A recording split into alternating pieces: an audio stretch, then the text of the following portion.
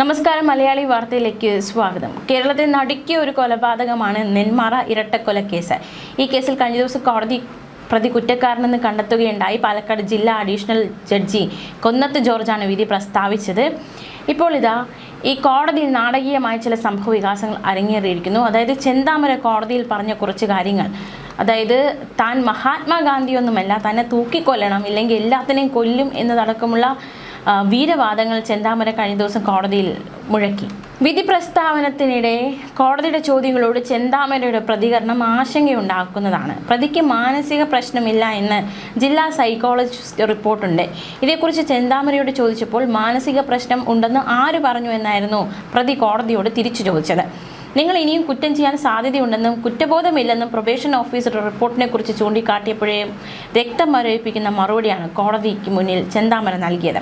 നിങ്ങൾക്ക് വരുമ്പോഴേ അറിയൂ, ഞാനായിട്ടൊന്നിനും പോകില്ലെന്നും പക്ഷേ ഇങ്ങോട്ട് വന്നാൽ വിടില്ലെന്നുമായിരുന്നു കൂസലില്ലാതെ ചെന്താമരയുടെ മറുപടി. ഒരു ചെകിടത്തടിച്ചാൽ മറ്റേ കാരണം കാണിച്ചു കൊടുക്കാൻ ഞാൻ ഗാന്ധിജി അല്ലെന്നും ഇങ്ങോട്ട് വന്നാൽ, അതായത് ഇങ്ങോട്ട് പ്രശ്നത്തിന് വന്നാൽ അവരെ വിടില്ലെന്നും വീണ്ടും കോടതിയെ വെല്ലുവിളിക്കുകയുണ്ടായി ചെന്താമര. അക്ഷരാർത്ഥത്തിൽ ഒരു വല്ലാത്ത മാനസികാവസ്ഥയാണ് ചെന്താമരയ്ക്കുള്ളത്. കൊടും ക്രൂര കൊലപാതകങ്ങൾ ചെയ്തു, 2 കുട്ടികളെ അവരുടെ മാതാപിതാക്കൾ ഇല്ലാതാക്കി. എന്നിട്ടും ചെന്താമരയ്ക്ക് കലി അടങ്ങിയിട്ടില്ല എന്നതാണ് ഏറ്റവും പ്രധാനം. നെന്മാറ പോത്തുണ്ടി തിരുത്തമ്പാടം ബോയിൻ കോളനിയിൽ സുധാകരൻ, അമ്മ ലക്ഷ്മി എന്നിവരെ വെട്ടിക്കൊലപ്പെടുത്തിയ കേസിലാണ് കഴിഞ്ഞ ദിവസം വിധി. 2025 ജനുവരി 27 അതിദാരുണമായ സംഭവം.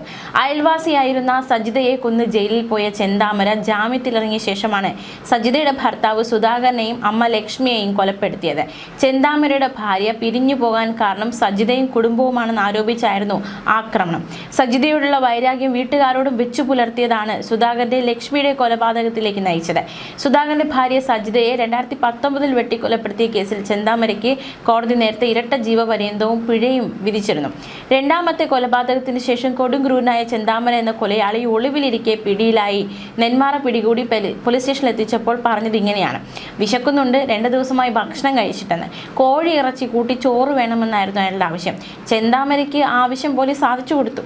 ജനുവരി 28 രാത്രി 11ഓടെ പോത്തുണ്ടി മാട്ടായി വനമേഖലയിൽ നിന്നാണ് ചെന്താമരയെ പോലീസ് കസ്റ്റഡിയിലെടുത്തത്. കൊലപാതകത്തിന് ഉപയോഗിച്ച കത്തി വാങ്ങിയ എലവഞ്ചേരിയിൽ ഫെബ്രുവരി 5 തെളിവെടുപ്പ്. തുടർന്ന് ഫെബ്രുവരി 18 ചെന്താമരയുടെ മുൻ കൊലക്കേസിലെ ജാമ്യം കോടതി റദ്ദാക്കി. ആദ്യ കൊലക്കേസിൽ കുറ്റപത്രം വൈകിച്ചതിൽ പോലീസിന് ഗുരുതരമായ വീഴ്ചയുണ്ടായതായാണ് വീണ്ടും കൊലയ്ക്ക് വഴിയൊരുക്കിയത്. ചെന്താമര പുറത്തിറങ്ങിയാൽ തങ്ങൾ കൊല്ലപ്പെടുമെന്ന് പിന്നീട് കൊല്ലപ്പെട്ട പോലീസിൽ പരാതിപ്പെട്ടപ്പോഴും പോലീസ് അത് മുഖവിലക്കെടുത്തില്ല. രണ്ടാമത്തെ ഇരട്ട കൊലപാതകം വലിയ ജനരോഷത്തിന് കാരണമായിരുന്നു. സജിത വധക്കേസ് വിചാരണ വേളയിൽ ചെന്താമരയ്ക്ക് മാനസിക രോഗമുണ്ടായിരുന്നു എന്നായിരുന്നു അയാളുടെ അഭിഭാഷകന്റെ വാദം. എന്നാൽ ചെന്താമരയ്ക്ക് മാനസിക പ്രശ്നങ്ങളില്ലെന്നും ഇയാൾ കുറ്റവാസനയുള്ള ആളാണെന്നും കോടതി കണ്ടെത്തിയിരുന്നു. ചെന്താമരയുടെ മാനസിക നില ശരിയല്ലെന്ന പ്രതിഭാഗം അഭിഭാഷകന്റെ വാദം തള്ളിയായിരുന്നു കോടതിയുടെ നിരീക്ഷണം. ചെന്താമരയുടെ മാനസിക ശാരീരിക നിലകളെപ്പറ്റി ജില്ലാ പ്രൊബേഷൻ ഓഫീസർ നൽകിയ റിപ്പോർട്ടാണ് കേസിൽ നിർണായകമായത്. കേസ് അപൂർവമല്ല എന്നാണ് കോടതി വ്യക്തമാക്കുന്നത്. ചെന്താമര മാനസിക സ്ഥിരതയുള്ള ആളാണെന്നും ശാരീരികമായി ആരോഗ്യവാനാണെന്നും റിപ്പോർട്ടിൽ വ്യക്തമാക്കിയിട്ടുണ്ട്. ഇയാൾ കടുത്ത അന്ധവിശ്വാസിയാണ്. ജയിലിൽ ചെന്താമര സഹതടവുകാരുമായി സഹകരണമില്ല, ഇടപെടലില്ല. കുറ്റവാസനയുള്ള ചെന്താമര ഇനിയും കുറ്റകൃത്യങ്ങൾ ചെയ്യാനുള്ള സാധ്യത ഏറെയാണെന്നും അയാളെ ഭയന്ന് പലരും ബോയിൻ കോളനിയിൽ നിന്ന് താമസം മാറിപ്പോയെന്നും റിപ്പോർട്ടിൽ വ്യക്തമാക്കിയിട്ടുണ്ട്. ഈ നിലയിൽ ഇരട്ടക്കൊലക്കേസിൽ ചെന്താമരയ്ക്ക് വധശിക്ഷ നൽകാനാണ് സാഹചര്യ തെളിവുകളും സാധ്യതയും. ഇരുവരെയും കൊലപ്പെടുത്തിയ ശേഷം ഒളിവിൽ പോയ ചെന്താമരയെ കാടും മലയും പുഴയും താണ്ടിയുള്ള പരിശോധനകൾക്കുമൊടുവിലാണ് പിടികൂടിയത്. 2 പേരെ കൂടി കൊലപ്പെടുത്താനുള്ള ഒരുക്കത്തിലായിരുന്നു പ്രതി. കേസിൽ പോലീസിന്റെ ഭാഗത്ത് ഗുരുതര വീഴ്ചയുണ്ടായെന്ന ജില്ലാ പോലീസ് മേധാവി അജിത് കുമാറിന്റെ റിപ്പോർട്ടിനെ തുടർന്ന് നെന്മാറ സ്റ്റേഷൻ ഇൻസ്പെക്ടറെ സസ്പെൻഡ് ചെയ്തിരുന്നു. ചെന്താമര നെന്മാറ പഞ്ചായത്തിൽ പ്രവേശിക്കരുതെന്ന ജാമ്യവ്യവസ്ഥ ലംഘിച്ചിട്ടും കോടതിയെ അറിയിച്ചില്ലെന്നും പ്രതിയിൽ നിന്ന് ഭീഷണിയുണ്ടെന്ന വീട്ടുകാരുടെ പരാതി ഗൗരവത്തിലെടുത്തില്ലെന്നും ADGPക്ക് നൽകിയ റിപ്പോർട്ടിൽ ജില്ലാ പോലീസ് മേധാവി വ്യക്തമാക്കി. അറസ്റ്റിലായപ്പോൾ ഒരു പതർച്ചയുമില്ലാതെയാണ് പ്രതിയുടെ മൊഴി. ഇരട്ടക്കൊലക്കേസിൽ മാർച്ച് 3 കേസിലെ പ്രധാന സാക്ഷികളുടെ രഹസ്യമൊഴി Chittur judicial first class magistrate കോടതിയിൽ രേഖപ്പെടുത്തി. മാർച്ച് 25 പോലീസ് 480 പേജുള്ള കുറ്റപത്രം സമർപ്പിച്ചു. 132 സാക്ഷികൾ, 30-ലധികം രേഖകൾ, ഫോറൻസിക് പരിശോധനാ ഫലം ഉൾപ്പെടെയുള്ള ശാസ്ത്രീയ തെളിവുകൾ എന്നിവയാണ് പ്രോസിക്യൂഷൻ കോടതിയിൽ ഹാജരാക്കിയത്. ഫെബ്രുവരി 23 മുതൽ മെയ് 6 വരെയായിരുന്നു വിചാരണ. കേസിൽ വിസ്തരിച്ച സാക്ഷികളിൽ 4 പേർ കൂറുമാറി. എന്തായാലും ചെന്താമര കുറ്റക്കാരനാണെന്ന് കോടതി വിധിച്ചു കഴിഞ്ഞു. ശിക്ഷ ഉടനുണ്ടാകും. വിധി പ്രഖ്യാപനത്തിനിടയിലും കോടതിയുടെ ചോദ്യങ്ങളോട് ചെന്താമരയുടെ പ്രതികരണം ആശങ്കയുളവാക്കുന്നതായിരുന്നു. പലരും ചോദിച്ചു പോകും, എന്താണ് ഈ പ്രതിയുടെ ഒരു മാനസികാവസ്ഥ എന്നത്? ഇത്തരം മനുഷ്യരിൽ നിന്ന് സമൂഹം എങ്ങനെ രക്ഷപ്പെടും? ചെന്താമരയുടെ അടങ്ങാത്ത പക, ഒടുങ്ങാത്ത പ്രതികാര ബുദ്ധി, നിയമത്തിൻ്റെ ശിക്ഷ കൊണ്ട് മാത്രം ഇതൊന്നും മാറില്ല. ഇനിയും സമൂഹത്തിൽ ഇതുപോലത്തെ ചെന്താമരമാരുണ്ടാകും. പക്ഷേ ചെന്താമരകളെ സൃഷ്ടിക്കാതിരിക്കാനും എല്ലാവരും നോക്കേണ്ടതുണ്ട് എന്നതും ഒരു യാഥാർത്ഥ്യമാണ്. ഇത്തരം കുറ്റവാളികൾ കൊടും ക്രൂരകൃത്യങ്ങൾ ആവർത്തിക്കുമ്പോൾ സർക്കാരും പോലീസും തീർത്തും നിസ്സഹായരാണോ എന്ന ചോദ്യമൊക്കെ ഒരു വശത്ത് ശക്തമാണ്. പോലീസ് അന്വേഷണത്തിൽ മനഃശാസ്ത്രപരമായ വിലയിരുത്തലുകളും കോടതി വിസ്താരങ്ങളും പുറത്തുവന്ന വിവരങ്ങളുടെ അടിസ്ഥാനത്തിൽ തീവ്രമായ പ്രതികാര ബുദ്ധിയും ഒബ്സസീവ് സ്വഭാവമുള്ള കടുത്ത ആസൂത്രണ രീതിയുമുള്ള ഒരു കുറ്റവാളിയുടെ മനഃശാസ്ത്രമാണ് ചെന്താമരയ്ക്കുള്ളത്.